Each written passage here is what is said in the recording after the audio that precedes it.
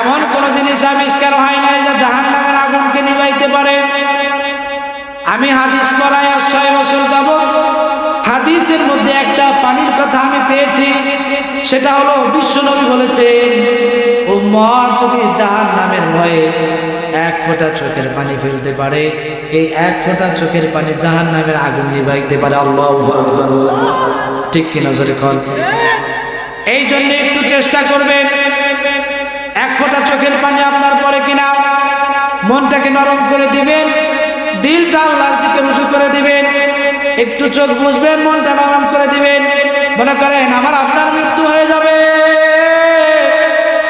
মালাকুল মউত এসে যখন আমার আপনার সামনে হাজির হয়ে যাবে, মৃত্যু শয্যায় শায়িত ব্যক্তি সে মালাকুল মউতকে দেখতে পায়। মালাকুল মউত অনেক বড়। মালাকুল মউতের ব্যাপারে যদি বলি, এক পয়গম্বরের কাছে মালাকুল মউত আজরাইল আসছিল, আসে বলছিল আপনার সাথে আমি বন্ধুত্ব করতে চাই, দোস্তি করতে চাই। তিনি বলেন আমি যার সাথে দোস্তি করি না, বন্ধুত্ব করি না। অনেক পীড়াপিড়ি করার পর আল্লাহর কাছ থেকে অনুমতি নিয়ে সেই মালাকুল মউতের সাথে বন্ধুত্ব করেছিল। তার 3টা শর্ত ছিল। 1 নাম্বার শর্ত ছিল তোমার সাথে বন্ধুত্ব করতে চাই, তবে শর্ত হলো আমাকে মৃত্যু দিতে হবে। মৃত্যু কেমন এটা আমার বুঝতে হবে, মৃত্যু হয়ে যাবে আবার আমাকে জীবিত করবা। 2 নাম্বার শর্ত ছিল আমাকে জান্নাত দেখাইতে হবে। 3 নাম্বার শর্ত ছিল জাহান্নাম দেখাইতে হবে এবং জাহান্নাম থেকে বের করতে হবে। মালাকুল মউত বলল ওগো রব্বুল আলামিন, ওগো আরশের মালিক, আপনার বন্ধুর সাথে দোস্তি করতে আসছিলাম, 3টা শর্ত সে আমাকে জুড়ে দিয়েছে, এখন কি আমি তার সাথে বন্ধুত্ব করব নাকি? কয় দেখেন পছন্দ হইলে আপনি করেন। কয় আপনার শর্তে রাজি। 1 নাম্বার শর্ত হলো আমাকে মৃত্যু দিতে হবে। মালাকুল মউত তাকে মৃত্যু দিল, আবার তাকে জীবন দান করলো। সুবহানাল্লাহ জোরে কর। 2 নাম্বার শর্ত ছিল তাকে জাহান্নাম দেখাইতে হবে। মালাকুল মউত নবীকে জাহান্নাম দেখাইলেন, জাহান্নামের মধ্যে প্রবেশ করাইলেন, বের করে আনলেন। 3 নাম্বার শর্ত ছিল তাকে জান্নাত দেখাইতে হবে। পয়গম্বর জান্নাতের মধ্যে প্রবেশ করলেন, প্রবেশ করার পরে আর জান্নাত থেকে বের হয় না। এইবার মালাকুল মউত ডেকে বলে তাড়াতাড়ি বের হন, এই জায়গা থাকার জায়গা না, এখান থেকে আপনার চলে যেতে হবে। এইবার পয়গম্বর ডেকে বলে ও বন্ধু, তুমি 3টা শর্ত পূরণ করেছো, এই জন্য এখন তোমার সাথে আমি বন্ধুত্ব করতে চাই। আল্লাহু আকবার বলেন। মৃত্যু কাকে বলে তুমি আমাকে মৃত্যু দেখাইয়াছো, জাহান্নাম কাকে বলে সেটাও দেখাইয়াছো, জান্নাত কেমন সেটাও দেখানোর কথা ছিল, দেখাইছো, তবে আমি জান্নাত থেকে এখন আর বের হতে চাই না। লজিকটা কি? কয় লজিকটা হলো পৃথিবীতে মানুষের মৃত্যু হয় কয়বার? জোরে বলা লাগবে। আমার তো 1বার হয়ে গেছে, সুতরাং 2বার আমি আর মৃত্যু চাই না। 2 নাম্বার মানুষ হয়তো জাহান্নামে যাবে 1বার। কয়বার? যে জাহান্নাম থেকে বের হয়ে আসবে সে আর কোনোদিন জাহান্নামে যাবে না। আমি জাহান্নাম ঘুরে এসেছি, সুতরাং ওই জায়গায় আমি যেতে চাই না। 3 নাম্বার জান্নাতে যেই মানুষটা 1বার প্রবেশ করে সে আর ওই জায়গা থেকে বের হয় না। আল্লাহু আকবার। এই 3টা কথা বোঝানোর উদ্দেশ্য না, বোঝানোর উদ্দেশ্য হলো এই পয়গম্বর বর্ণনা দিয়েছেন, এই পয়গম্বরের যে মৃত্যুটা হলো শখের মৃত্যু, তার কাছে এই কষ্টটা কেমন লেগেছিল এটা হলো মূল বিষয়। পয়গম্বর বর্ণনা দিয়েছেন আমার যে একটা শখের মৃত্যু ছিল, পয়গম্বর ইদ্রিস বলেন আমার যে শখের মৃত্যুটা ছিল কেমন কষ্ট হয়েছিল জানো? একটা জীবন্ত পশুর গায়ে থেকে যদি চামড়া খুলে ফেলা হয়, ওই পশুটার যে পরিমাণ কষ্ট হবে তার থেকেও আরো বেশি 1000 গুণ কষ্ট আমার হয়েছিল। আল্লাহু আকবার। এটা ছিল সামান্য শখের মৃত্যু। শখের মৃত্যুতে যদি পয়গম্বরের এই পরিমাণ কষ্ট হয়, তাহলে আমার আপনার মতো গুনাহগারের মৃত্যুর সময় অবস্থাটা কি হতে পারে একটাবার চিন্তা করে দেখেন তো দেখি, ঠিক কিনা জোরে কান? মুসলমান ভাইয়েরা আমার, এই জন্য গভীর মনোযোগ। মৃত্যু হয়ে যাবে, আমি আপনি সবাই দুনিয়া থেকে চলে যাব। মালাকুল মউত যখন আমার আপনার সামনে এসে হাজির হয়ে যাবে, মৃত্যু ব্যক্তি দেখতে পায়, যখন সে চলে যাবে সে আজরাইলকে দেখতে পায়।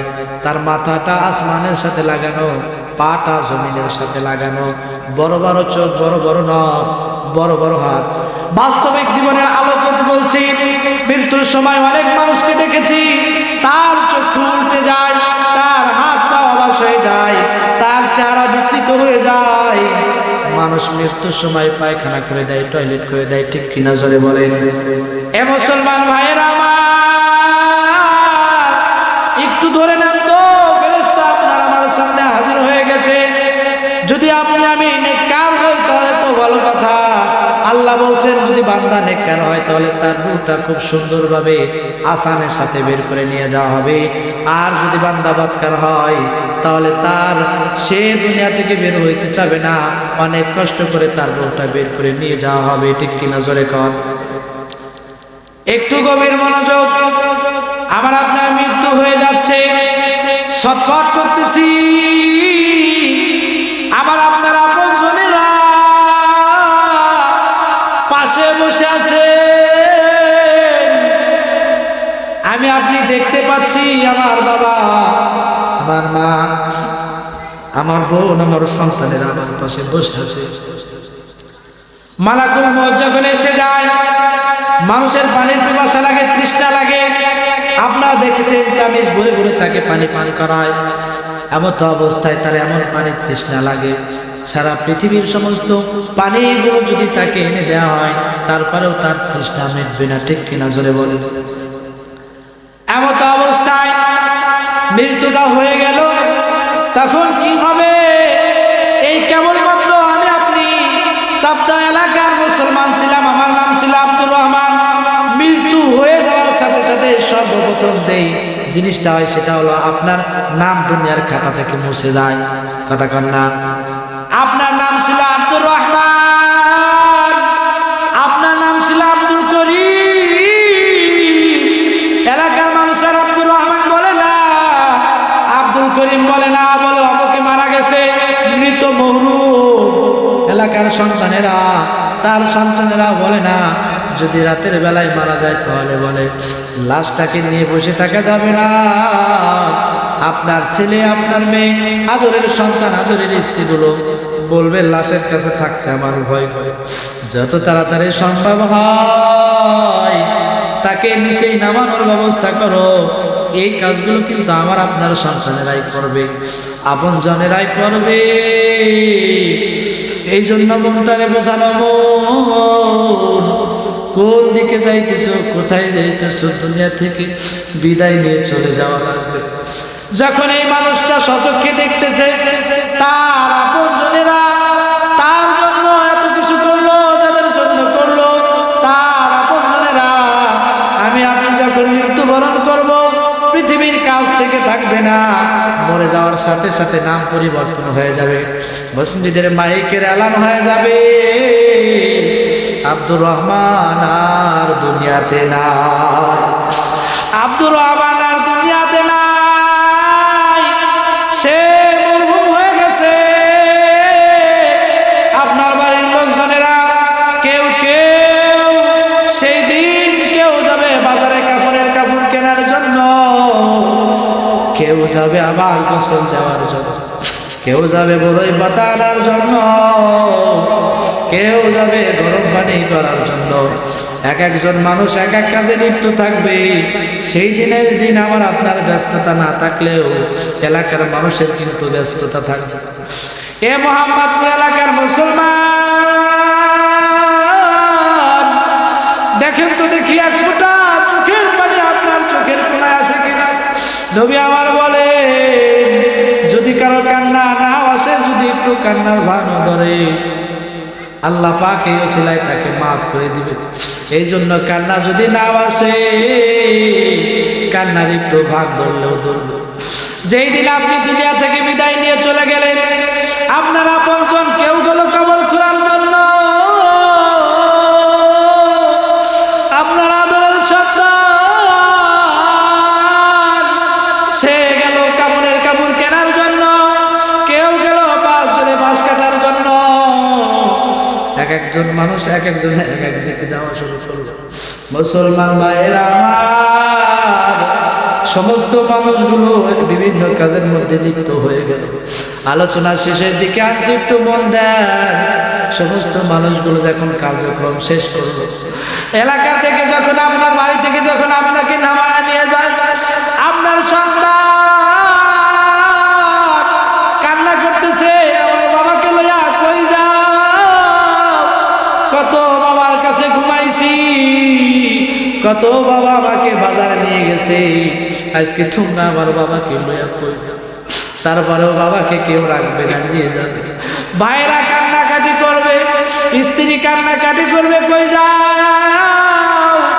এই মৃত ব্যক্তি আমি আপনি মনে করব, এই লোকগুলা বুঝি আমার আপনার সাথে যাবে। যখন জানাজার নামাজ পড়ানো কমপ্লিট হয়ে গেল, যেই মানুষগুলো জানাজার নামাজ পড়ার জন্য আসছিল সব মানুষ কিন্তু আমার আপনার সাথে কবর পর্যন্ত যায় না, ঠিক কিনা জোরে বলে? যায় না কি বলেন? যায়। কবর পর্যন্ত যায় না। অর্ধেক মানুষ জানাজার নামাজ পড়েই চলে যায়। মৃত ব্যক্তি দেখতে পায়, আমি আপনি দেখি, আরে কত আপনজনের আসলো। অর্ধেক মানুষ জানাজা পড়ে চলে গেল, বাকি অর্ধেক মানুষগুলো বুঝি আমার সাথে যাবে। এক পর্যায়ে যখন গোরস্থানে চলে গেল, কবরের কাছে চলে গেল, যাওয়ার পরে কিছু মানুষ যখন দেখলো, ওখান থেকেও কিছু মানুষ চলে গেল। এবার আপনজনেরা তার কবরের মধ্যে নামলো। নামার পরে মনে করতেছে এরা বুঝি আমার কবরের সাথে থাকবে, কবরের পাশে থাকবে। এক পর্যায়ে দেখা গেল কবরের মধ্যে যে আপনজনেরা নেমেছিল, সন্তান নেমেছিল, বাবা নেমেছিল, ভাই নেমেছিল, এক পর্যায়ে তারা কবরের এক কোণার উপর পাড়ি দিয়া তারা উঠে চলে গেল।